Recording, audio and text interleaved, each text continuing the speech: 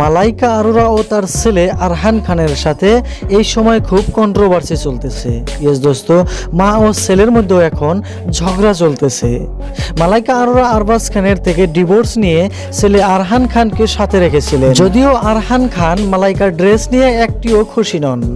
মালাইকা আরোরা যদিও ছেলের জন্য সবকিছুই করেন, কিন্তু তথাপিও এমন কিছু রয়েছে যা নিজের ইচ্ছামতো করেন মালাইকা।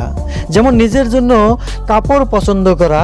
মালাইকা সবসময় আউটফিট এবং রিভিলিং ড্রেসই ব্যবহার করেন, বাট আরহান খান এইগুলো পোশাকগুলো একদমই পছন্দ করেন না। অ্যাওয়ার্ড ফাংশনে যাওয়া, কোনো জায়গায় স্পট হওয়া, এগুলো আরহান খান একদমই পছন্দ করেন না। বহুত সময় দেখা যায় মালাইকার সাথে আরহান খানও আছেন, কিন্তু ফটো উঠতে আনকমফোর্টেবল ফিল করেন। আরহান কিন্তু ক্যামেরার সামনেই মালাইকার হাত ছেড়ে দিয়ে তার থেকে দূরে চলে যান আরহান। বহুত সময় ভাইরাল হয়েছে যে আরহান খান পছন্দ করেন না তার মায়ের সাথে এমন ড্রেস পরে ফটো উঠতে। এমনই একটা ভিডিও দেখা গেল যেখানে মালাইকা 3.5 লাখ টাকা দামি সুইট শার্ট ড্রেস পরেছেন, যেটা ওভার সাইজ ছিল কিন্তু বহুত ছোটই ছিল। যে ড্রেস দেখে সবাই মালাইকাকে ট্রোল করেছেন। ইয়েস দোস্ত, মালাইকা হয়তো 3.5 লাখ টাকা দিয়ে ড্রেস কিনেছেন, কিন্তু তার জিনিসে প্যান্ট পরতে ভুলেই গেছেন।